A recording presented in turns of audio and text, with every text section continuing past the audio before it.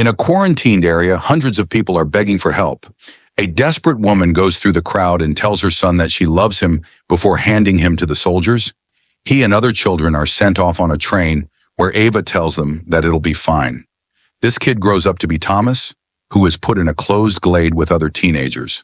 Their goal is to escape a maze full of monsters that surrounds the glade, and when they finally achieve it, they discover a lab that tells them the maze was an experiment by the wicked company to find the cure for a virus that has destroyed humanity.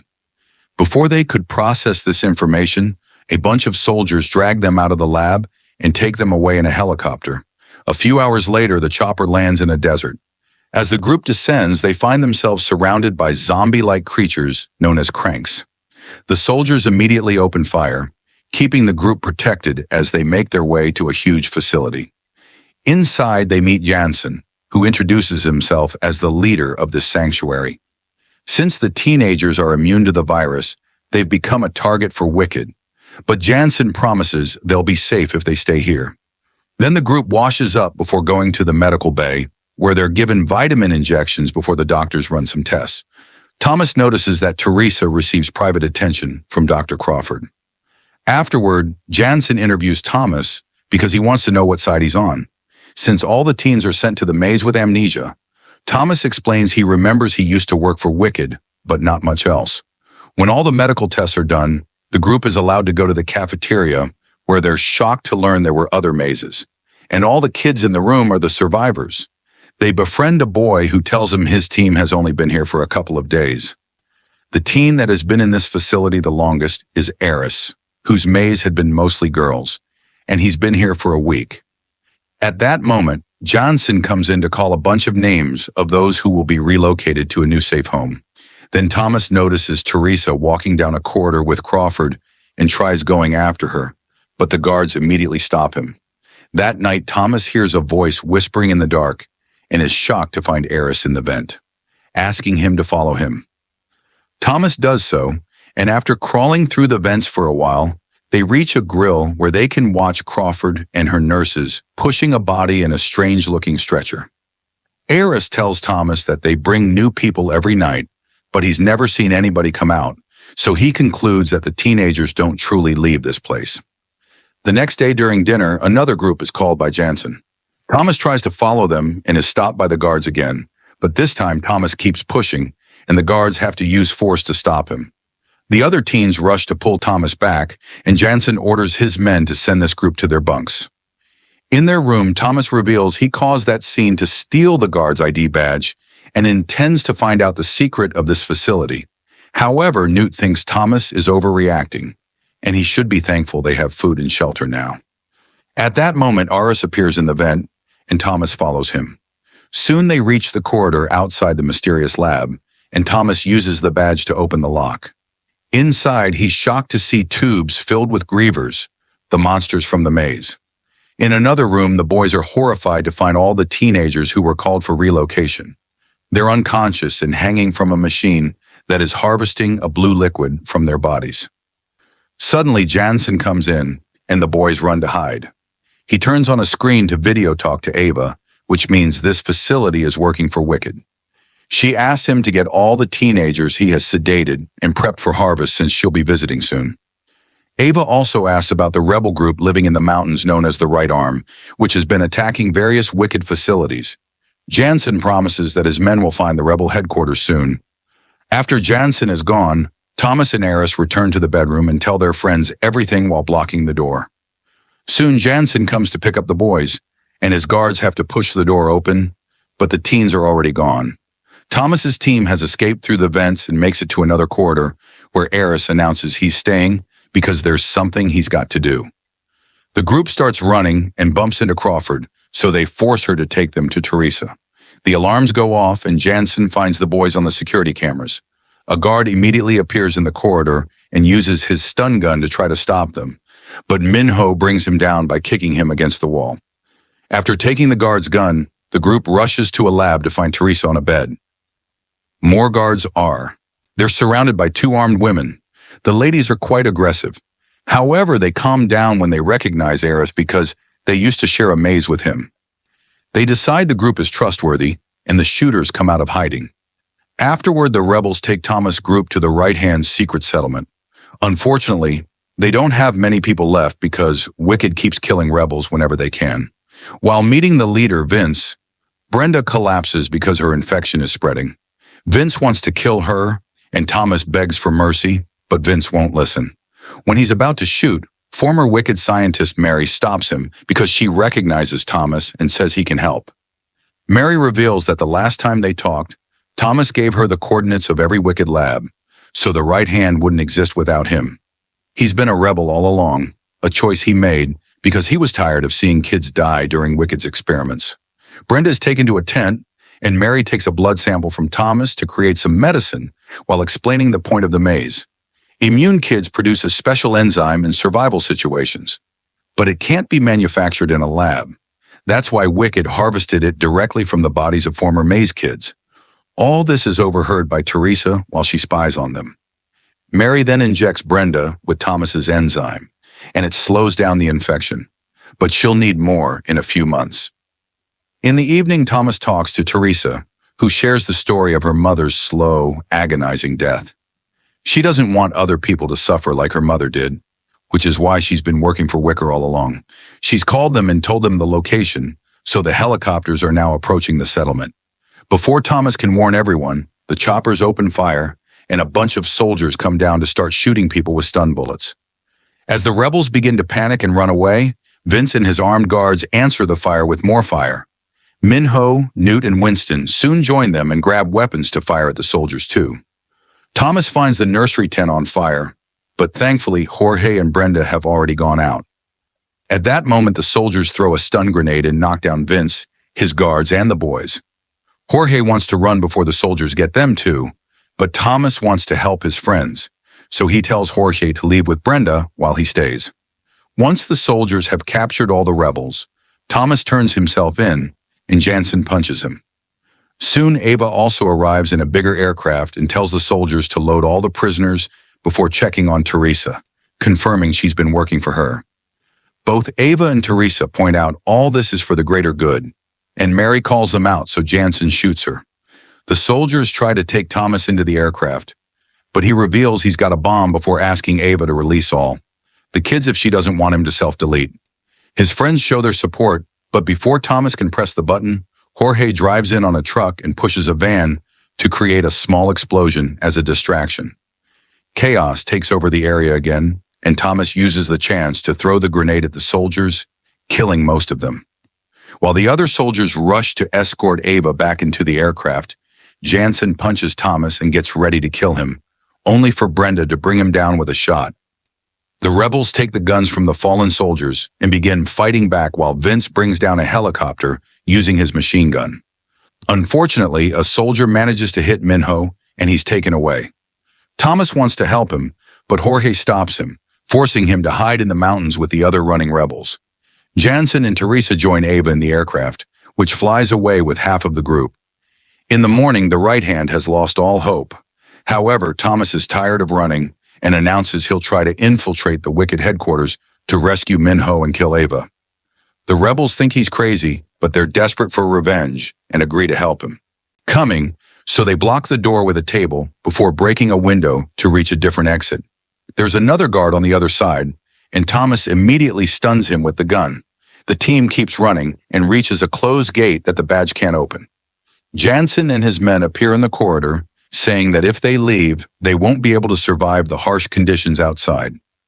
At that moment, the door opens, revealing Eris, so Thomas shoots at Jansen's group to distract them before running through the door with his friends right before it closes.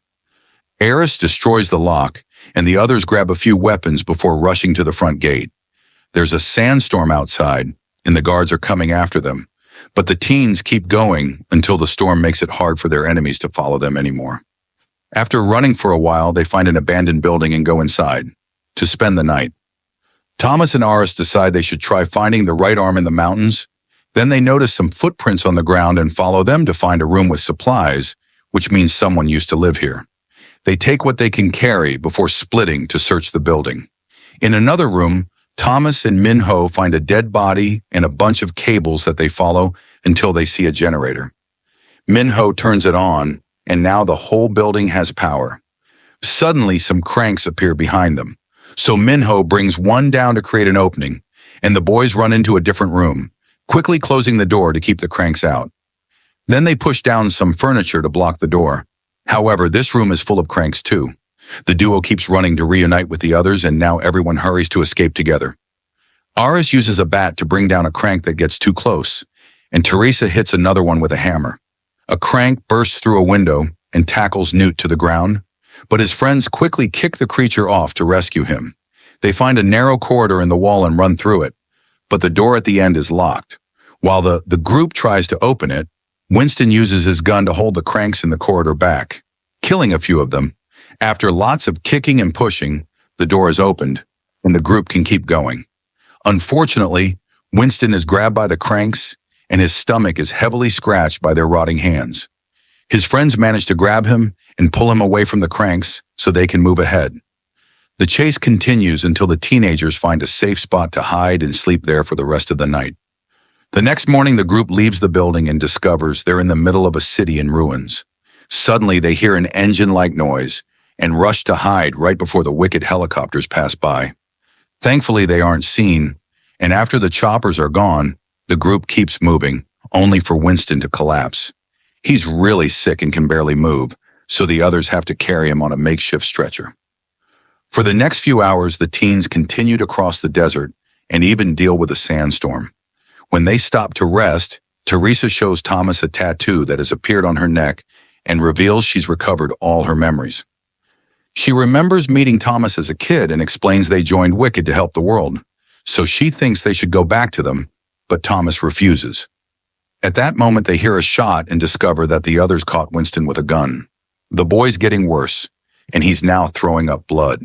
He lifts his shirt to show them that the infection is quickly spreading and he'll turn into a crank soon, so he wants it to end before he reaches that stage. Newt gives him back the gun, and the group leaves, hearing the gunshot that ends Winton's life on their way out. The journey continues with the group sleeping on the ground and suffering the heat during the day while the water slowly runs out. One night, Thomas sees some lights in the distance right before a massive lightning storm appears nearby. The group starts running toward the lights while avoiding all the lightning bolts striking the ground. Unfortunately, a bolt manages to hit Minho and knocks him out, so his friends have to drag his body the rest of the way. They manage to make it to a building and hide inside. Afterward, they check on Minho, who wakes up sore but fine. Teresa smells something funny and is suddenly attacked by a crank that she dodges just in time. More cranks appear in the darkness, but they're all chained to the walls.